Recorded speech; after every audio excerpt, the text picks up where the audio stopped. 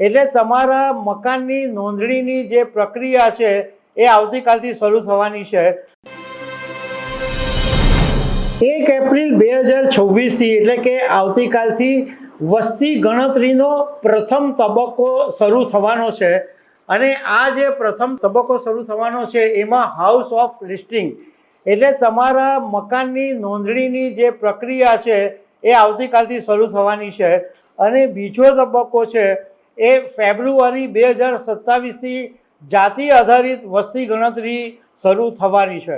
તો આ જે પ્રથમ તબક્કો હાઉસ ઓફ લિસ્ટિંગનો તબક્કો છે એના વિશે હું તમારી સાથે વાત કરવાનો છું। મારું નામ રાજેશ શાહ છે અને તમે જોઈ રહ્યા છો ગુજરાતના સૌથી મોટા ડિજિટલ પ્લેટફોર્મ ખબરછે.com। દેશભરની અંદર કેટલા મકાનો છે એની નોંધણીની પ્રક્રિયા શરૂ કરવા માટે વસ્તી ગણતરીના જે 2 તબક્કા છે એમાંનો પહેલો તબક્કો 1 એપ્રિલ 2026થી દેશભરમાં શરૂ થઈ રહ્યો છે।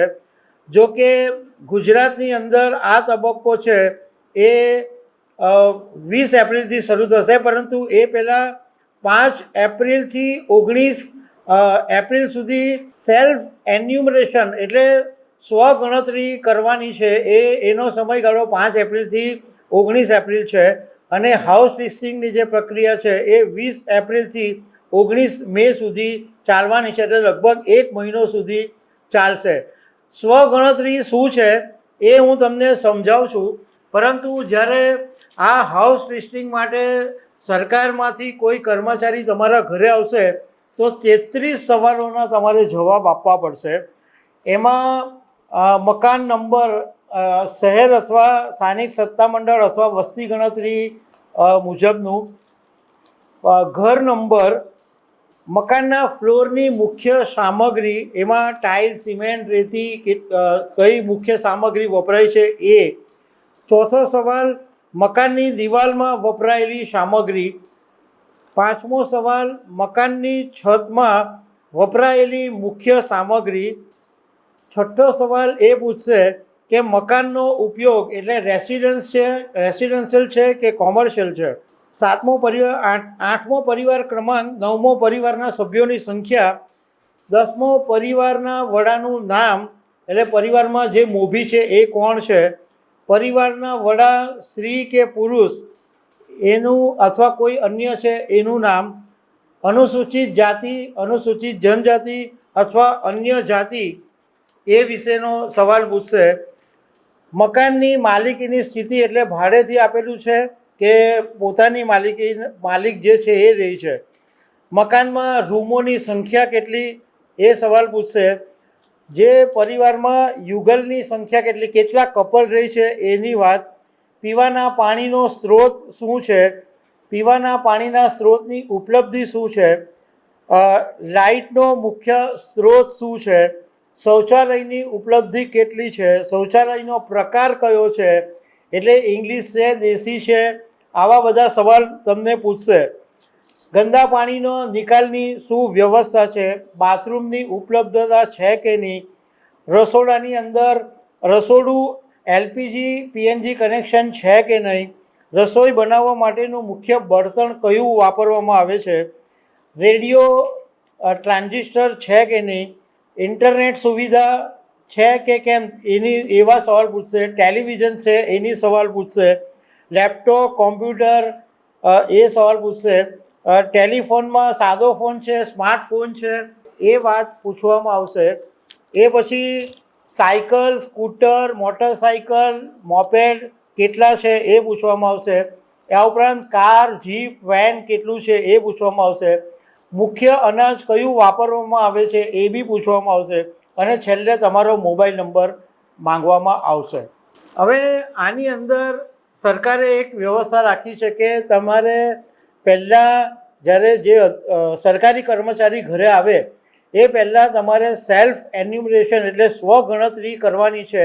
એ તમે કેવી રીતના કરશો એ તમને હું થોડુંક સામાન્ય ભાષામાં, સરળ ભાષાની અંદર સમજાવવાની કોશિશ કરીશ કે સેન્સસ સેલ્ફ એન્યુમરેશન પોર્ટલ છે, CENSUS SELF ENUMERATION MERATION એટલે સેન્સર સેલ્ફ ઇમ્યુનિઝેશન પોર્ટલ તમારે ખોલવાનું રહેશે.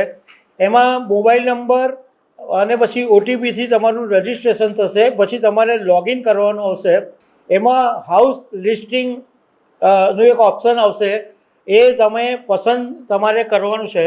એની અંદર ફોર્મની અંદર આવી બધી વિગતો માંગી હશે, એ વિગત તમારે ભરવાની રહેશે અને એ વિગત ભરો અને એ પછી તમે સબમિટ કરો. એટલી એક સિમ્પલ પ્રોસેસ છે. આ જ્યારે તમે બધું જનરેટ કરશો ત્યારે એક 11 આંકડાનો self ammunition identification number SEID number તમને મળશે.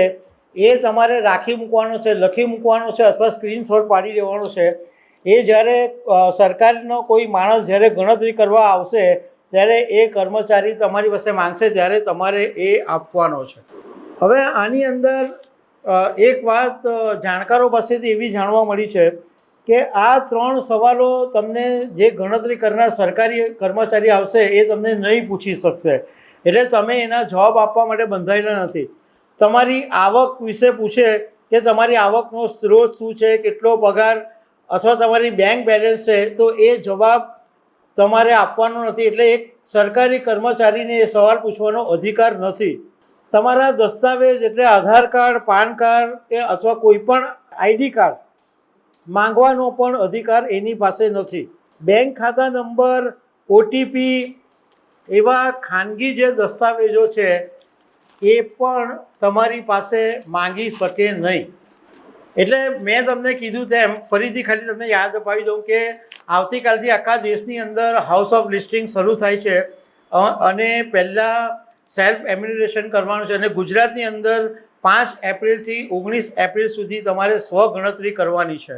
એટલે તમે વેબસાઇટ ઉપર પહેલાં કરી લેશો. આની અંદર એવું છે કે આ ફરજિયાત નથી, પરંતુ એ તમે ભરીને તૈયાર રાખશો તો જે સરકારી કર્મચારી આવશે એને ચેક કરવાની સુવિધા રહેશે અને એ ફટાફટ કામ પતી જશે. બીજું કે તમે ભાડામાં ઘરમાં રહેતા હોય તો પણ તમારે એની વિગત આપવી પડશે કે તમે ભાડાના ઘરમાં રહો છો અને તમે કેટલા છે, કેટલી વસ્તુ છે, પાણીના સ્ત્રોત ક્યાં છે, બધી જેટલી વિગત માંગે એ તમારે આપવી પડશે. એના માટે માલિકનું નામ આપવું ફરજિયાત નથી કે તમારા ઘરના માલિક કોણ છે, પણ તમે પૂછે અને તમારે આપવું હોય તો તમે આપી શકો. પણ ભાડુઆત જે રહેશે એને પણ વિગત આપવાની રહેશે. તો દર્શક મિત્રો, આવા અનેક અપડેટની સાથે અમે તમને મળતા રહીશું. આભાર.